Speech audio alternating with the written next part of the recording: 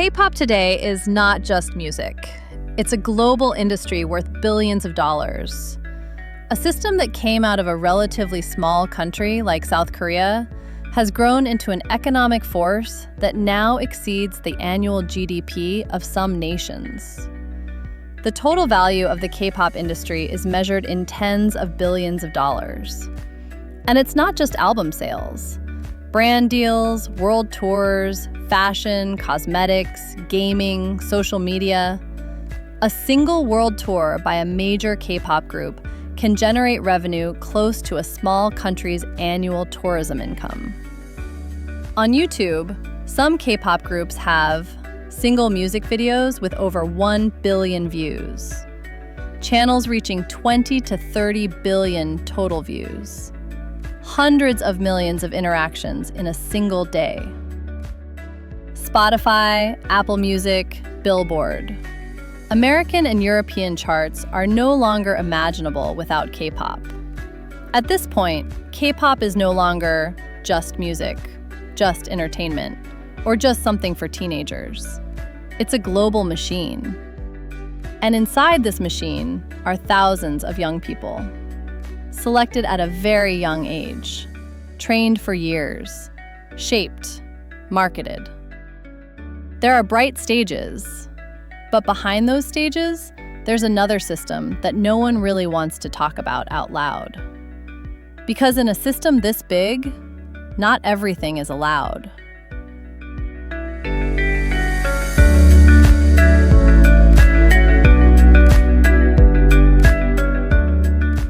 In this world, every move is planned. Every image is controlled. Every mistake has a price. And sometimes, that price is more than just a career.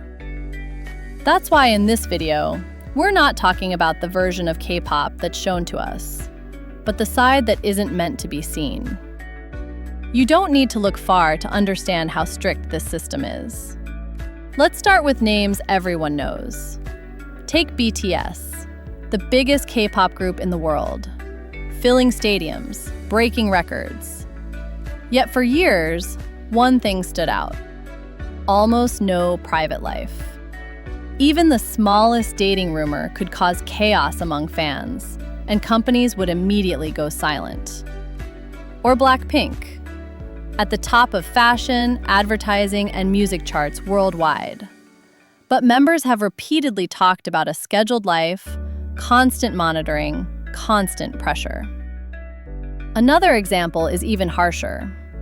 Big Bang member Seungri, once one of the brightest stars in the industry.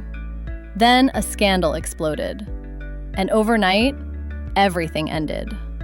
The group collapsed. The name was erased. Everyone acted as if it had never existed.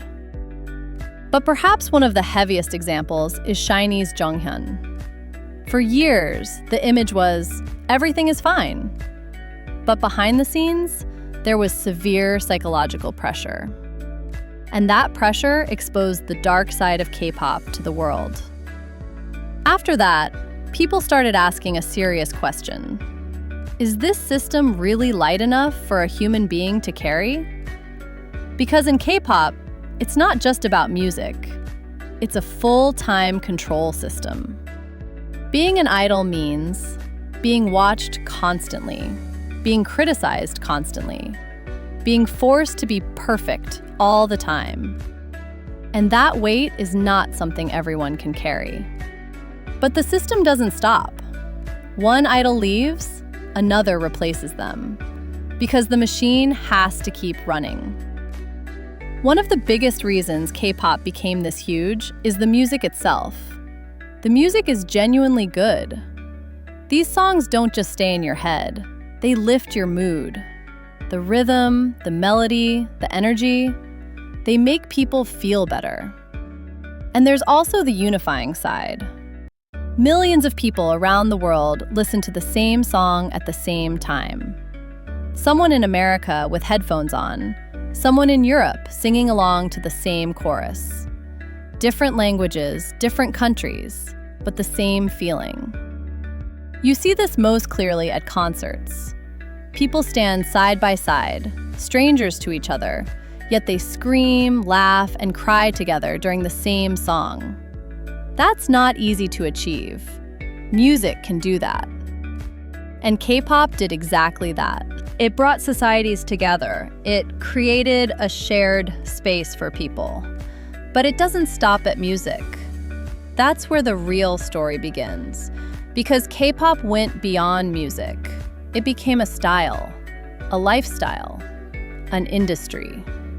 Music videos are watched like fashion showcases. Hairstyles, outfits, makeup styles appear on the streets the next day. On social media, everyone tries the same dance, talks about the same scene. And while everything looks perfect on stage, behind the scenes, there are unspoken rules, boundaries, and bans. When people hear rules in K-pop, most think only about dating. But the reality is much wider. In this system, what's forbidden isn't just relationships. Sometimes, even smiling the wrong way is a problem. Let's start with the most well-known rule: dating and romance. Many agencies openly state, especially in the early years, no relationships. Before becoming global superstars, members of groups like EXO, BTS, and Blackpink lived for years under what's called a dating ban. This isn't a rumor. Idols themselves have admitted it in interviews. But it doesn't stop there. Social media control. A K-pop star can't post whatever they want on Instagram. They can't tweet freely. They can't go live whenever they feel like it. Agencies approve posts. Deleted tweets and suddenly ended live streams happen for this reason. Because one sentence can destroy a $1 million deal. Body and weight pressure. This is no longer a secret. It's openly discussed. Idols' weight is monitored by agencies. Some members have talked about official weigh-in lists. IU once described a diet of 1 apple and 2 sweet potatoes a day. Momo talked about barely eating for days before debut. These aren't rumors. They came directly from the artists themselves. Hair, tattoos, clothing. An idol can't even cut their hair freely. Tattoos? For years, they were almost completely banned. Many were covered with tape or makeup on stage. The reason was simple: clean image. Outfits are controlled too. Bold on stage, restricted in private life. Because there are brand deals, endorsements, corporate images to protect.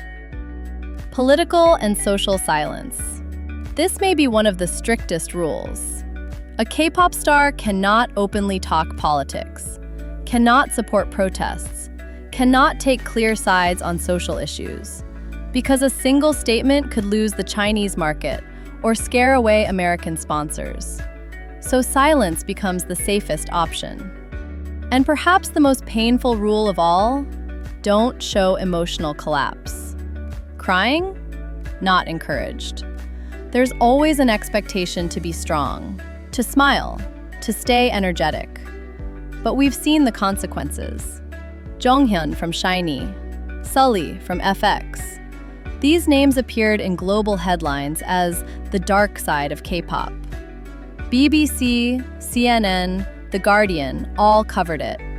And for the first time, global audiences asked, is this system raising humans or products? Public reaction is changing. In the past, fans accepted these rules as normal. Now it's different. On Reddit, Twitter, YouTube comments, the same sentence keeps appearing. They don't belong to us. They deserve a private life. They're not robots. So K-pop is no longer just music. It's an ethical debate. And the real question is this: in an industry this big, where does freedom begin and where does control end? And finally, the most important point. K-pop didn't grow this big just because of rhythm. It grew because it brought people together. Millions of people who speak different languages, live in different countries, and have never met, came together through the same song, the same feeling. If thousands of young people sing the same Korean lyrics at the same time in Paris, New York, and Berlin, that's not a small thing. It's proof that music, entertainment, and culture can truly cross borders. But that's exactly why we need to ask something. Why is something this beautiful, this powerful, this unifying, surrounded by rules instead of freedom? Why do the people who give us happiness have to live inside such strict boundaries? We're moving toward a world more connected by technology, music, and entertainment.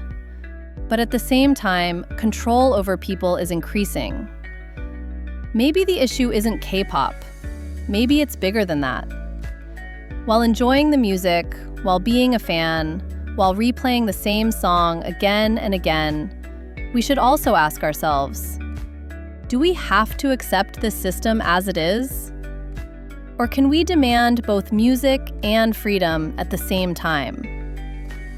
Maybe real progress is building a world where everyone stands on the same stage, under the same lights, but gets to live their own life, freely. Let's leave the question open, because this question isn't just about K-pop.